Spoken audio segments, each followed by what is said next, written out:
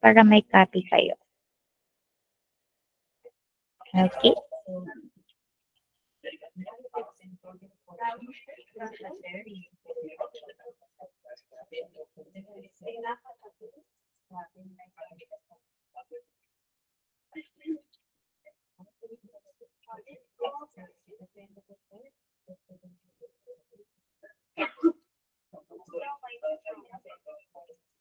Okay, so nakakita na ba yung presentation? Yes po, ma'am. Okay, so let's start. So the first module for your subject, moral issues and concerns in contemporary living, is all about the basic concept of enlightened self-interest, or the enlightened self-interest, a framework for success. So in this module, we will discuss the meaning and its concept on why human beings should be moral, the contributor and non-contributors' attitude and thinking, and also its principal vital person as a moral being. So at the end of this module, you're able to, or you will be able to, understand the meaning and basic concept of enlightened self-interest, differentiate contributor from non-contributor, so take note of that. Apply the principle of enlightened self-interest. Okay, so let's begin here. So this presentation explores the concept, you know, of enlightened self-interest and its benefits sa'yo bilang isang tao, and its application in a various contexts, and how you applied, how you used this concept for you to develop yourself and have a professional growth. Okay, so here, so let's define first enlightened self-interest. Okay, so according to Merriam-Webster, she says here that behavior based on awareness that what is in the public interest is eventually in the interest of all individuals and groups. So, to say, sabi dito, ayon sa kahulugan ni Merriam-Webster, na ang enlightened self-interest daw is ito yung awareness ng mga tao kung saan yung kanilang kagustuhan ay kagustuhan din ng lahat. Okay? Yung gusto ng isang tao ay gusto din ng lahat ng tao sa kanyang paligid. So, enlightened self-interest is related that or may connection din siya when it comes in golden rule. Ano nga ba yung golden rule natin? If you remember, what is our golden rule? Anyone? Yes, Miss Erasga? Ma'am, in Tagalog po, wag mong gawin ang ayaw. Ano ba? Oh, ano yun? Sige. Elaborate mo. Ma'am, wag mong gawin sa iba ang ayaw mong gawin nila sa'yo. Ma'am, parang ganito. Okay, yes. Okay. So our golden rule is that, no?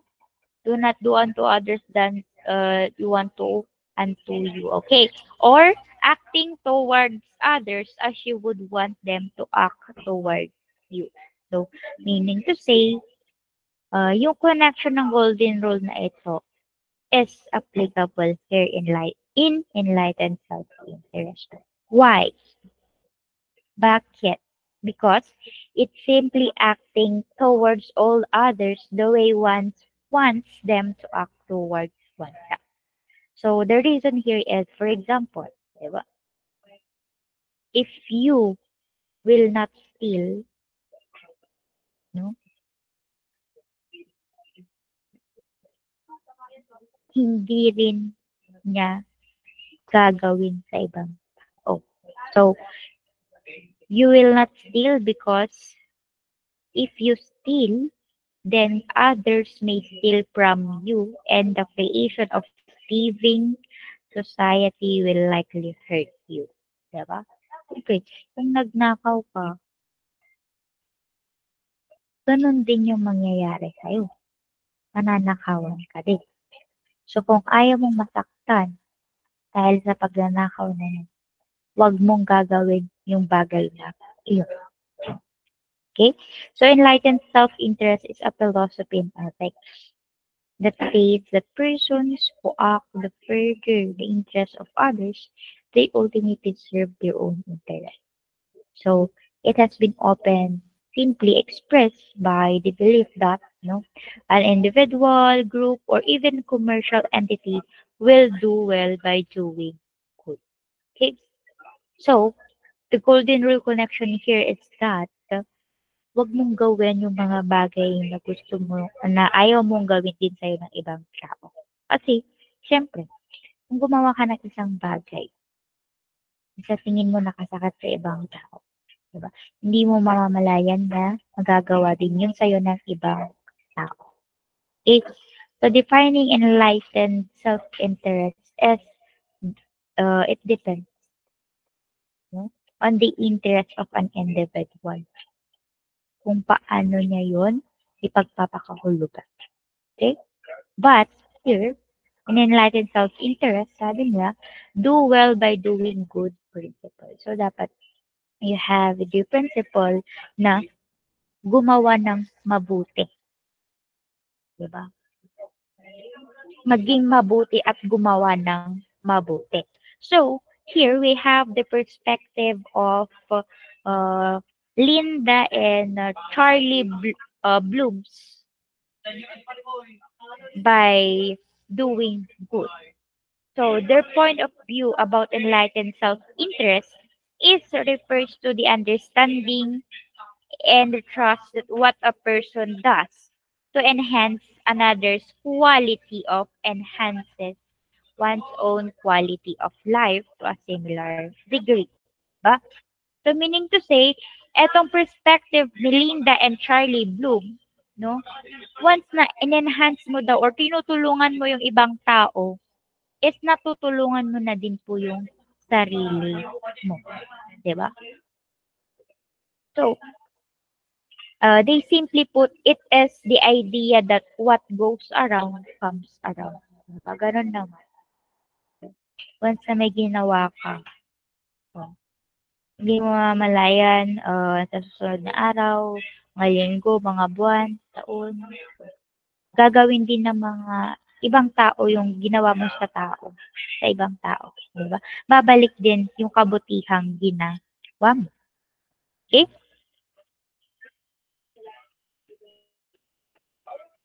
So here, the happiest couples report that they derive great pleasure in supporting others in general in their lives. So like for example, yung mag-partner, 'di ba?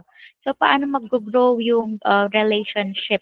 Paano mas mapapatibay yung relasyon ng dalawang couple na yun, 'di ba? So, meaning to say dapat magsuportahan sila sa isa't isa, 'di ba? I-enhance ni boy yung gusto o yung buhay ni girl at i-enhance din ni girl yung buhay ni boy na meron siya. Okay? Diba tulungan?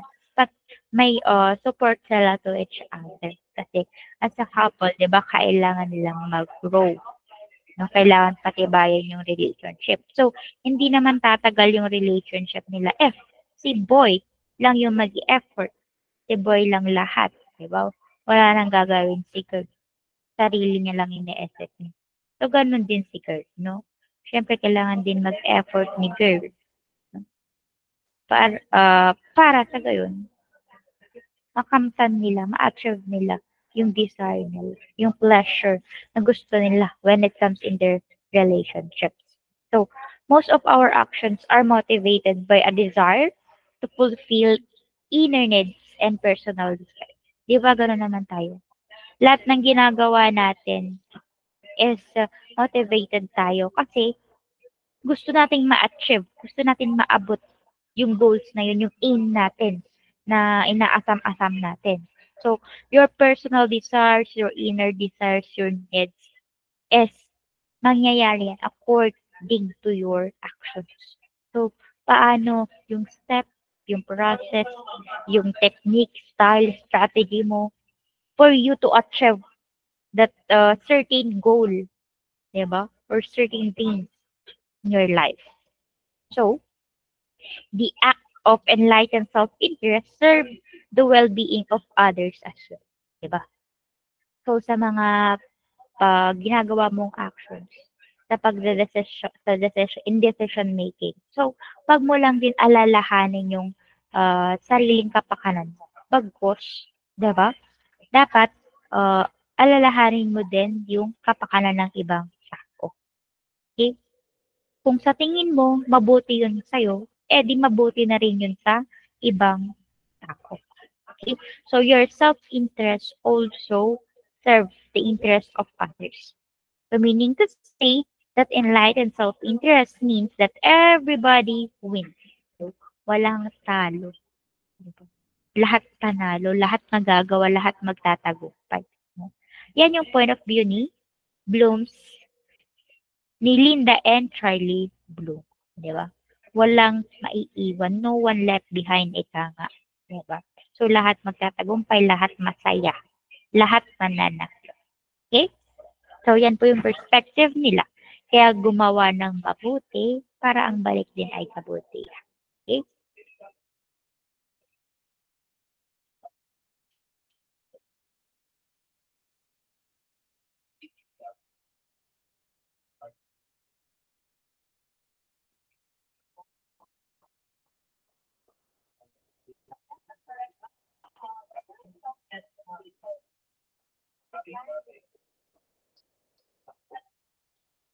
Okay, wait lang, class.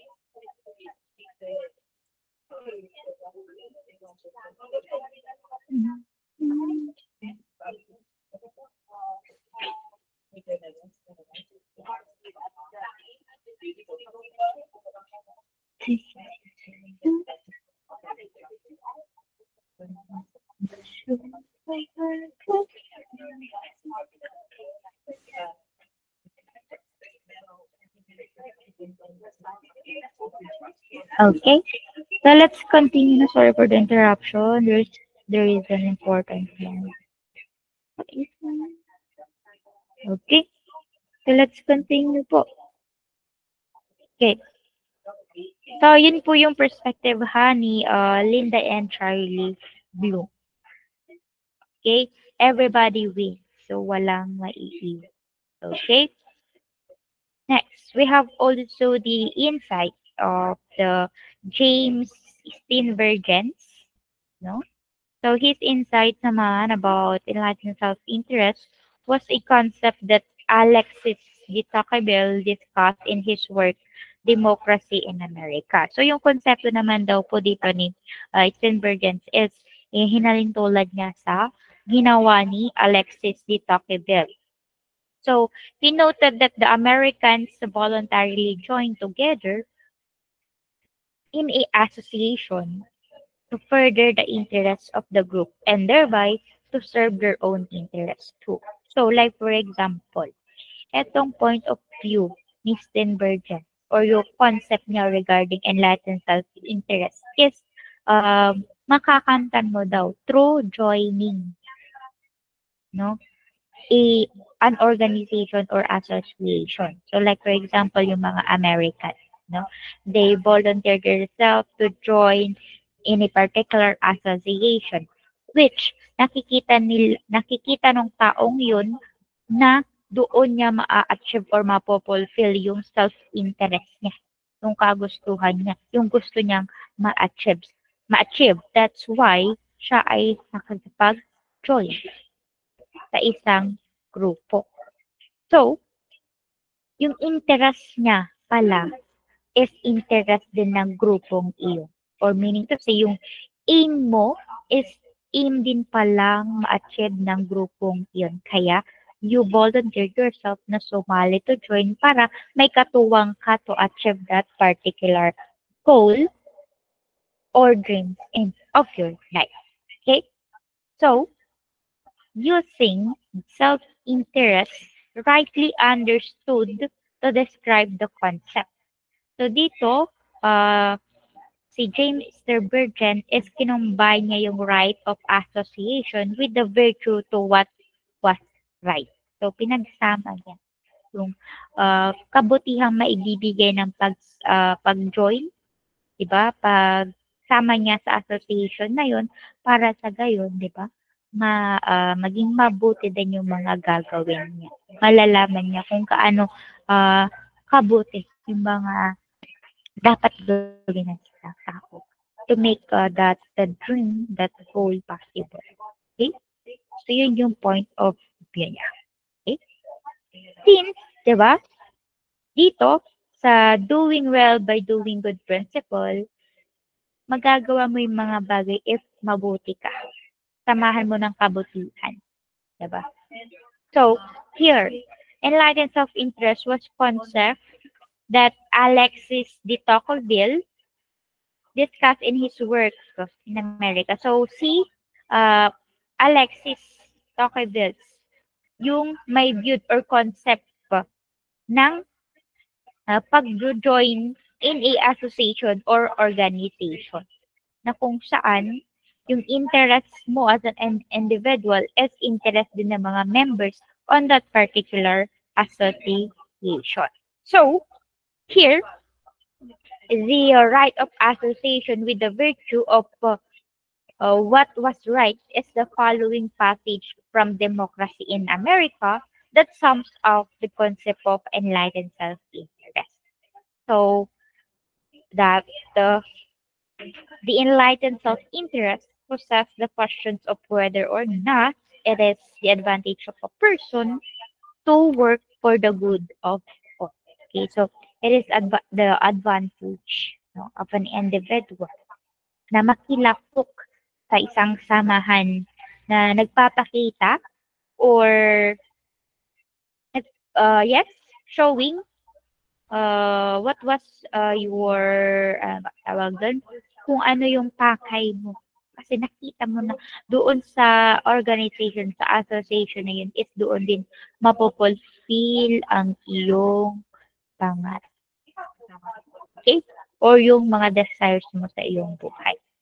So, also, Murphy added that it is not a natural inclination to do so, but it learned through the practice. Diba? So, di naman din agad-agad mangyayari yung gusto mo. So, dadaan ka din sa mga pagsubok. Di ba? May mga challenges ka din kakaharapin. So, sa first attempt mo, di ba? Mapifail ka pa rin. Second, fail pa rin. Hanggang sa, wait lang.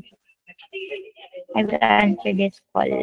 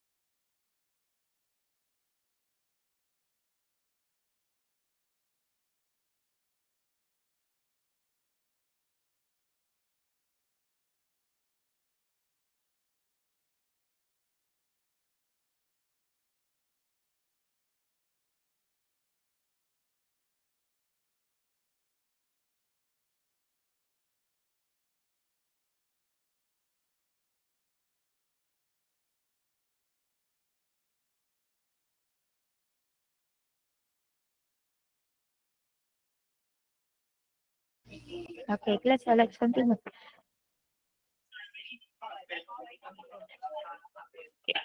So that's why kung bakit gamit or paano niya i-apply yung enlightened self-interest.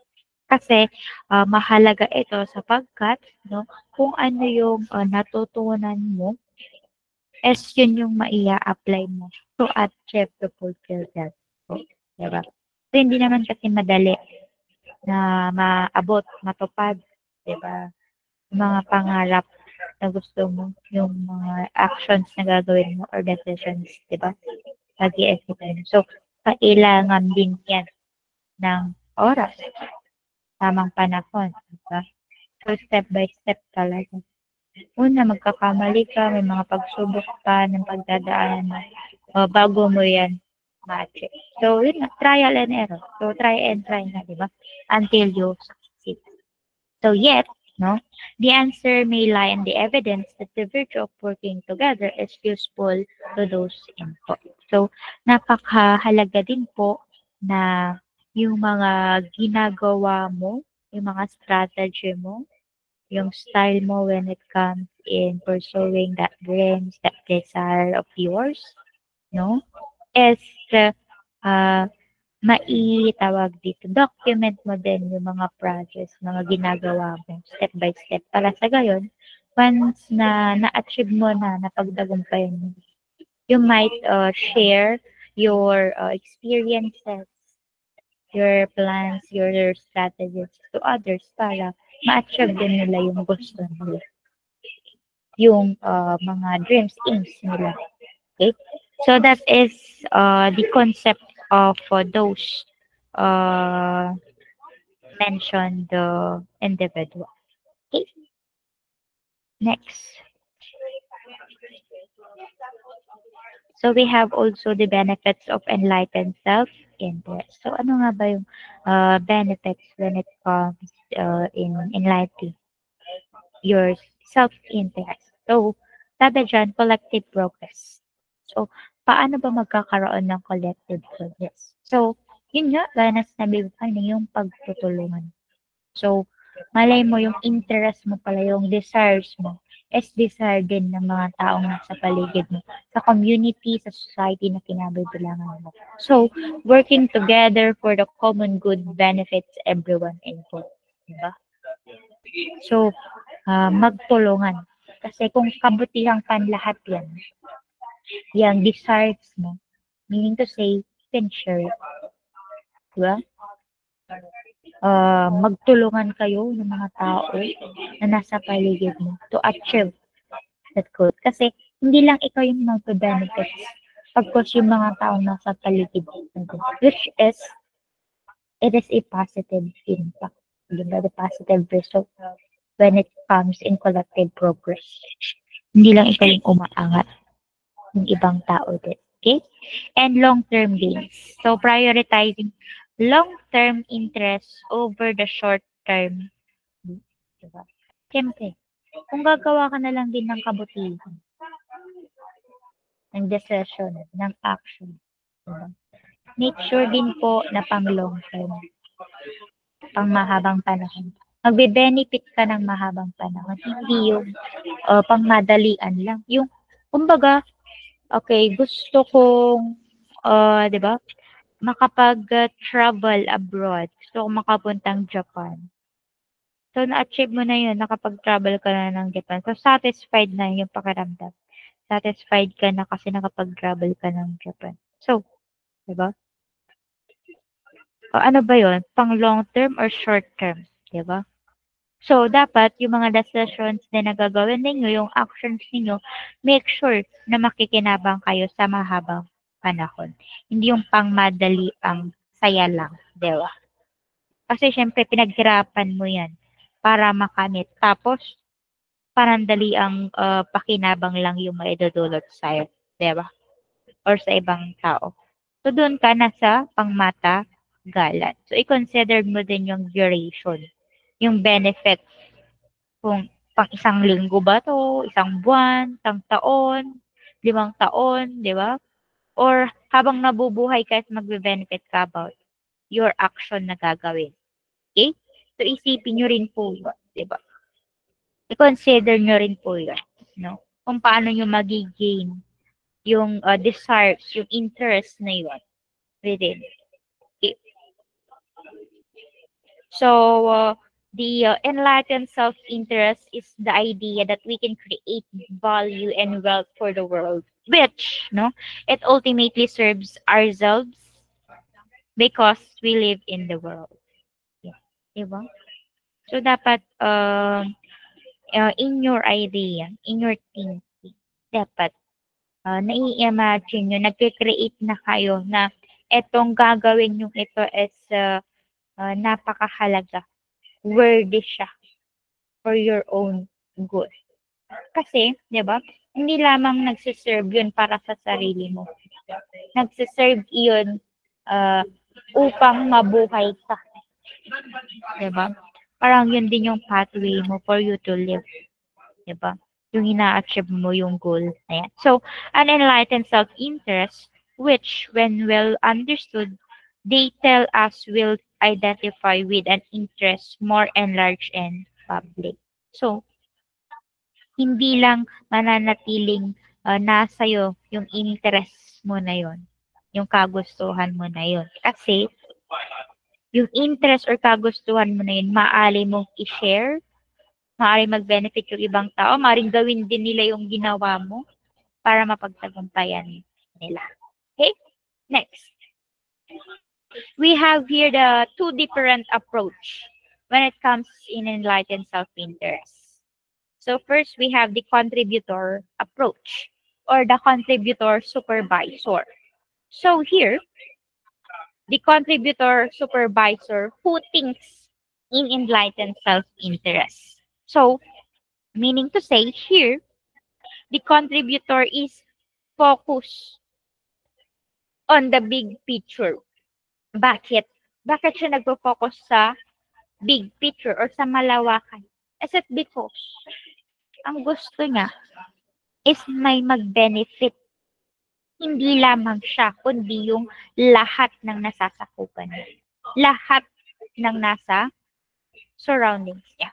So, sabi diyan, prioritizes the overall organizational success. Yes. Di ba? What is in the best interest of overall organization is the best for yourself also. Di ba? Kasi malawakan, marami kang taong madadamay sa magandang benefits ng iyong decision, ng iyong action. Di ba? Kaya mag-focus ka sa bigger picture. Di ba? Sa big picture. So, the supervisor here, the contributor supervisor, realizes that if his department works cooperatively with other departments, then they will be able to achieve much better results together. Diba? Siyempre, sa isang company, diba? Sa isang kumpanya, may iba't ibang department yan. May kanya-kanyang trabaho yung mga departamentong yan.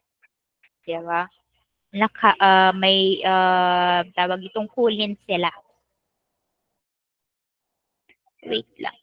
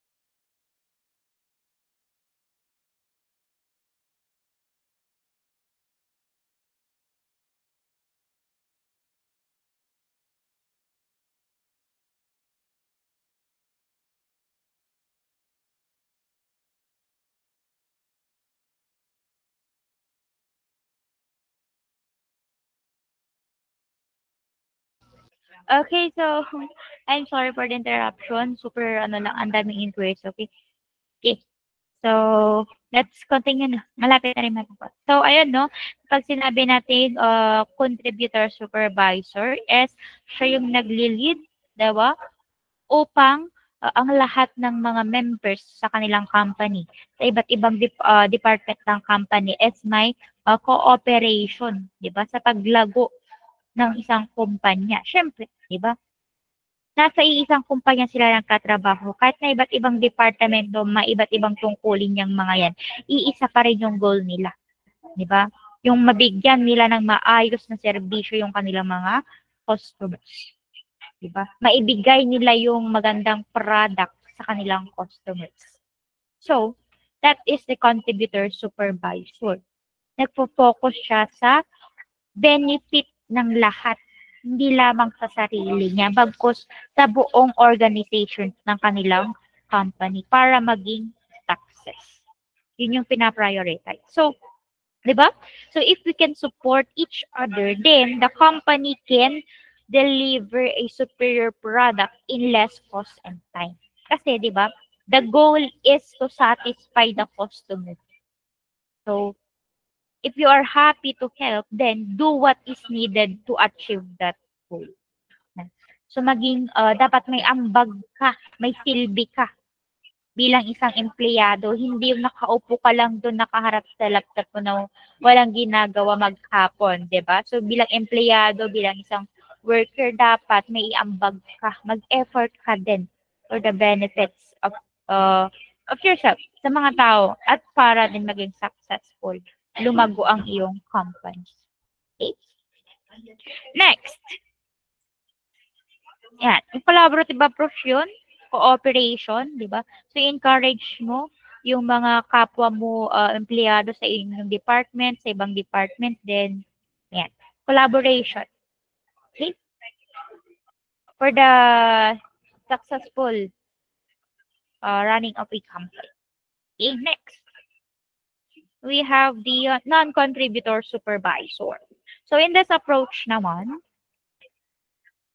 the non-contributor supervisor who thinks in narrow self-interest. So, pag sinabi natin narrow, so, may specific lang siya na pinagpupukusan. Di ba? So, dito, the non-contributor supervisor is only worried about his own narrow role and his own department. Diba? Sa isang kumpanya. So, may iba't ibang department. So, for example, si Mr. Vergara, nasa finance department siya. So, meaning to say, dun lang siya nakatuon sa finance department. Hindi siya makikialam sa kung anong meron sa ibang department. No? Ayaw niyang, kumbaga, ayaw niyang tulungan yung nasa ibang department. Mag-focus lang siya sa kanyang department. So, with that, he does not recognize that all the departments are part of the same organization serving the same customer. Eh, syempre, makasarili siya. Di ba? Focus lang siya. Nandito lang naman ako sa finance department. So, dito lang ako pwedeng So, hayaan nyo na sila. Yan, sa ibang department. Sipin mo, nasa isang kumpanya kayo, isa yung produkto, yung servisyo na inaalok nyo sa mga tao, sa customers niyo, tapos magsusolo pa, diba? So, parang nandun yung tinatawag natin selfish. Diba? Self-interest lang yung gusto mo. So, here, they feels the needs to protect their own departments from being exploited by the other departments.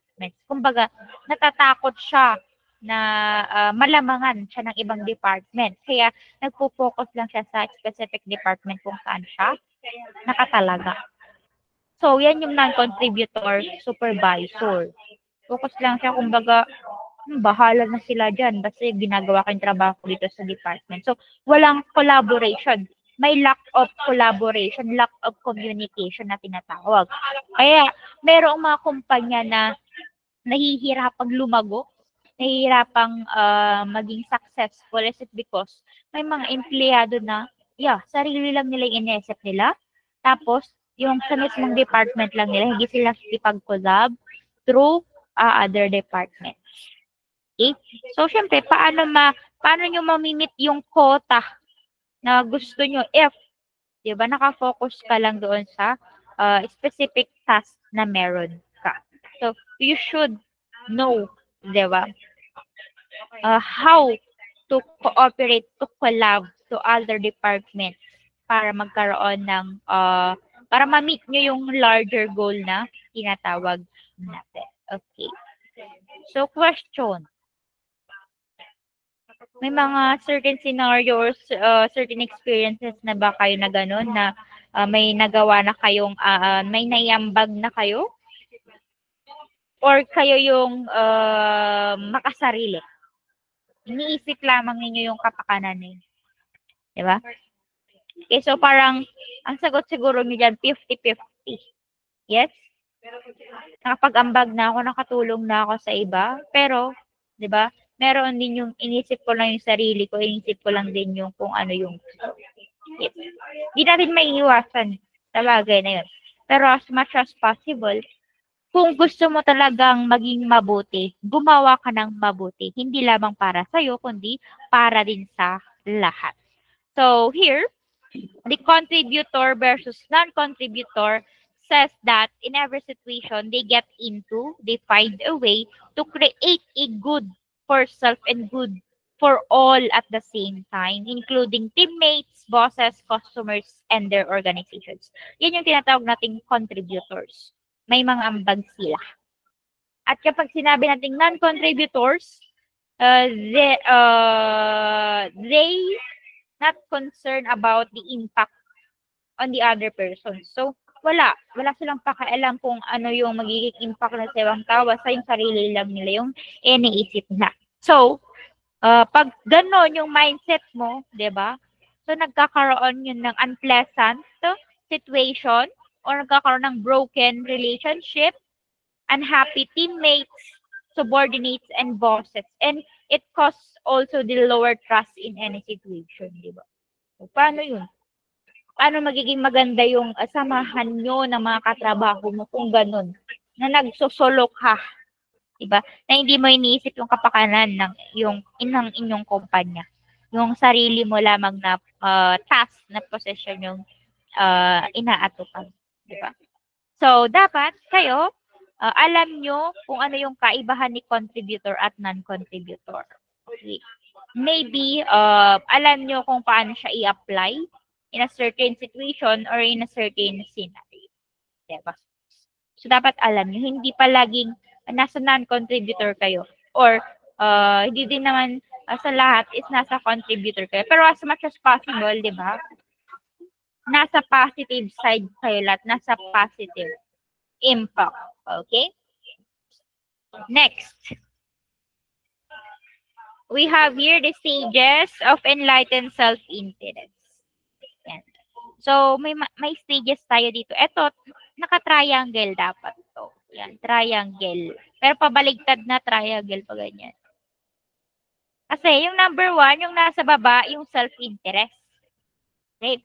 So, herein, the stages of enlightened self-interest, di ba? Iisipin mo muna, ano ba yung gusto mo gawin? Ano ba yung action?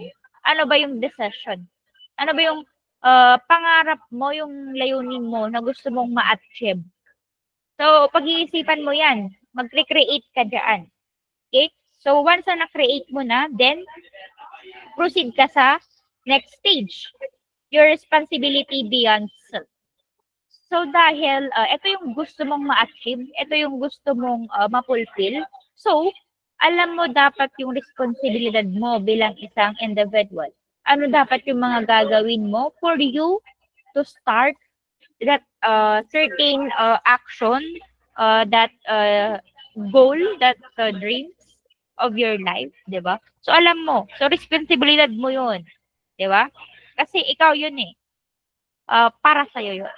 Then, after mo na nailatag yung plano, mga gagawin mo, next, the second step is recognition of utility and selfish. So, dito mo na i-recognize kung ito bang tawag na to, itong pangarap mo na gusto mong ma-achieve is ikaw lang ba yung magbe-benefit or magbe-benefit din ba yung ibang tao? So, dun mo na iisipin. Kung gagawin ko ba ito, gagawin ko lang para sa sarili ko or gagawin ko ito para sa sarili ko at para din sa iba, di ba? It's crucial. So, kailangan mong i-recognize kung ipa-priority mo ba to or hindi. Yan. And lastly, the enlightened self-interest. So, once na natapos mo na itong stages na to, yung tatlo, di ba? So, dito muna, tinan natin masasabi na, napagtagumpayan ko yung ninanais kong gawin. Yung interest. Di ba? Yung gusto kong gawin, gusto kong ma-achieve. So, dito muna nagkakaroon na ng realization pagdating sa actually, nakaya ko pala.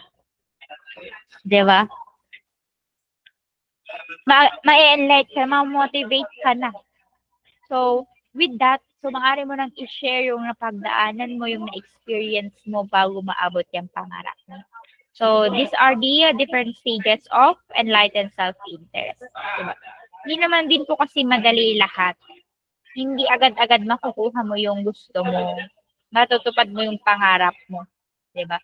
Step by step, may first attempt, second attempt, third attempt, diba? Ma-fail ka, diba? Ma-challenge ka, yung mga pagsubok. Hindi madali. Okay? Kaya, habang ginagawa mo, ina-achieve mo yun, is gumawa ka lang ng mabuti. Kasi, mabuti din yung babalik sa'yo or kabutihan din yung babalik sa'yo to achieve that. Okay? Next. Okay, so here, the principle of enlightened self-interest. So, di ba? Para magawa nyo yung gusto nyo when it comes in doing your actions, and thinking of your decisions, di ba? Mabuti na dapat may prinsipyo kayo. May prinsipyo kayo na matatapos ko ito with the help of yourself, of course. Tulungan nyo yung sarili nyo para ma-achieve nyo ito. Diba? Yung iba sabi, bahala na si Batman, ganyan. Diba? So, mga ilang beses ka na doon, ma-feel. Diba? So, dapat ang prinsipyo nyo, always place or always place your own interest first. Palagi yung unahin yung kung ano yung kagustuhan ninyo. Diba? Sarili nyo muna yung unahin ninyo. Pero, may pero. Diba? But, always keep in mind that one's own interest would be best served if you take into account the interest of others. So, meaning to say, wag mo lang isipin yung kapakanan mo para sa kapakanan mo. Diba? Bagkos, palagi mo ding kakatatandaan na kung ano yung ikabubuti mo ay maaaring ikabubuti din ng lahat. Kaya, as much as possible, diba? Gawin mo yung mga bagay na ito na may kasama ka. Or gawin mo yung mga bagay na mabuti na ito upang ipahatid sa ibang tao. So, human beings are basically self-interested, but they are also motivated by social interests. Diba? Yes. Basically, we are interested in that thing. Dahil gusto natin, ano ba yung feeling once na na-achieve, na-fulfill ko itong dreams ko na to, itong goals na to. Diba? So, that is your desires. But, always remember na hindi mo yan gagawin. Hindi mo yan pagsusumikapan kung hindi mo yan nakita sa ibang tao. Diba? Siyempre, may mga iniidolo kayo, may mga tinitingala, may mga tinutularan kayo. Why you pursue that dreams, you want to achieve that goal, you want to fulfill that dreams. Diba? Yes or yes? Totoo ba yun? Ano po? Diba? May mga tinitingala kayo, may mga ginagaya kayo. That's why your self-interest is motivated by the social interest. So therefore, here, people should try to follow their enlightened self-interest. Because one should prepare a long-term interest over a short-term one. Okay? So kailangan ninyong pagbutihin, galingan, ingatan, pahalagahan. Kung ano man po yung mga gusto nyong gawin, nais ninyong gawin, 'di ba? Gusto nyong maabot yung mga pagsusumikapan ninyo. So, yun po, pahalagahan nyo lang. At make sure na makikinabang ka sa mahabang panahon. Okay? Kasi doon mo makikita ay marirealize mo na lang, magkakaroon ka ng parang realization. Diba? Sa dinami-dami ng pinagdaanan ko, nandito na ako ngayon. Diba? Dati pangarap ko lang. Ngayon, diba, natupad na. Nandito na ako. Diba? Yung mga ganong bagay. So, dapat palaging positive vibes, diba? Positive thoughts yung pumapasok, positive mind, di ba? Yung gano'n yung mindset ninyo, hindi yung puro nega. Yes, walang madali. Lahat yan pinaghihirapan. Walang mabilis. Lahat yan mabagal, step by step, di ba? Kasi kung mabilis mo yan na-achieve, so, meaning to say, mawawala din yan agad. Tama ba ako? Di ba? Kung mabilis mo lang yan na-achieve, naabot, mabilis lang din yan mawawala. Diba? So, mas magandang paghihirapan mo yung bawat actions, decisions, yung gusto mo. Kasi doon mo mapifeel na nakaya mo, di ba? Na nakalayo ka kahit malayo pa. Right? So, that is the basic concept of enlightened self-interest. No? It talks about the, tawag dito, interest of an individual on how he or she achieve or fulfill his or her personal desires. So, any questions, clarifications, or violent reactions? May katanungan po ba kayo? Anyone? Nauunawan ba ang ating discussion this afternoon? Oh guys, andyan pa ba kayo? Magsalita kayo. Yes po, ma'am. Ay mukhang wala ata kayong natutunan. Di ata kayo nakinig.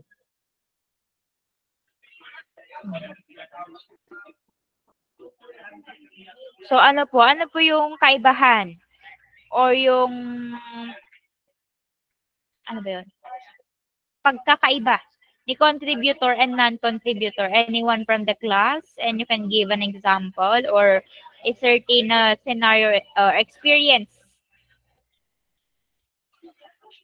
Kapag sinabi natin non-contributor and contributor. Alam ko meron yan. Ano po? Anyone who wants to share his or her ambag? Yes, Mr. Narito. Yung sa non-contributor po, madam, is self-interest lang po, and yung pagiging contributor po is parang may collaboration po, madam, na nangyayari po. Okay. Di ba? So, dapat maging kayo, contributor, supervisor. Like for example, yan sa pag-aaral ninyo, di ba? Hindi naman po lahat sa inyo, siguro, or yung iba nangangapapa, di ba? Yung, like for example, yung paggawa ng code, diba? Pag-run ng code. Hindi naman lahat sa inyo kayang mapag-run yung code, di ba? Yung iba nag-error pa. So, yung mga marunong na, magaling na when it comes in code, creating a code, di ba? So, tulungan ninyo yung iba nyong kaklase para run nila yung code nila, hindi mag-error. Parang gano'n, parang maging daan kayo para matulungan yung mga kaklase nyo. Kasi iisa lang yung interest nyo, yung gusto ninyo. Yung mag-run yung code, di ba? kung anong subject mo naman yun or ano, di ba? Ang gusto nyo naman, mag-run yung code para may mataas na grado, grades, di ba? Score. So, with that, dahil yun ang interest ng lahat, so tulungan mo. Magtulungan kayo. Dapat may collaboration. That's it. Yun yung tinatawag nating approach, no? Si contributor and non-contributor. So, it is important na alam nyo yung mga bagay kung paano kayo makakatulong for yourself and for the others. Okay? At palagi din dapat nakatatak yan sa inyong isipan, sa puso't isipan na meron kayong prinsipyo na hindi lang para sa akin yun, kundi para sa lahat ng mga taong nasa paligid. Di ba? Kaya nga may nabubuhay dito sa babaw ng lupa is it because may purpose. Ano nga ba yung purpose natin why we live? So, hahanapin mo yan. So, hahanapin mo yung purpose mo na yan, hindi lang naman din para sa sarili mo, kundi para din sa lahat. Okay? Di ba? Hindi mo yan mahahanap within yourself lang. So, kailangan mo yung mga tao. So, talagang laging nakaangkla. Kailangan we consider na yung mga tao yan sa paligid mo, yung makakatulong din sa iyo. At, syempre, yung mga tao, ganun din, na ikaw yung maaaring makatulong sa kanila. Okay? So, that's the end of our discussion for the module 1, no? As simple as that. Yan. Alam kong ano nyo na yan, di ba? Simple lang yan. Nire-recall lang natin yung mga bagay-bagay para magkaroon kayo ng improvement, sarili ninyo, di ba? Magkaroon kayo ng growth, like that. At alam nyo na ang paggawa ng mabuti ay may kapalit na kabutihan. Okay? Do good by doing good. Okay? So, any questions, clarifications, or violent reactions? Meron po ba? Questions? Just raise your virtual hand. Don't shy. Don't hesitate to call me attention if mayroon kang hindi naintindihan or gusto nyo pang maliwanagan. Ano po? May question? Yes, Mr. Libaw. Mamissisin niyo po ba yung discussion? Yes, itong presentation i-upload ko din sa ating Orange Shop, diba? As I said nung orientation natin na mag-upload ako ng mga copy of presentation on or before the examination. Pero so for now, dapat nakapag-take down notes kayo or na-screenshot nyo man lang yung presentation at naisulat nyo yung mga pinagsasabi ko. Diba? Ganon. Para hindi nyo makalimutan. O, malala nyo bigla ako nagpa-quiz or activity. At least may notes kayo na pagbabasehan kung paano nyo sagutan yung inyong mga activity and makapag-review through sa inyong quiz. Okay? I-upload ko po lahat ng presentation. Don't worry. On or before the examination. So for now, take down notes and screenshot. Okay? So, it's already 1:20. Okay, so I will stop presenting na and I will check again the attendance kung sino yung mga natira dito. So, napaka-importante ng attendance natin before and after the class. Okay? So, nandito pa ba si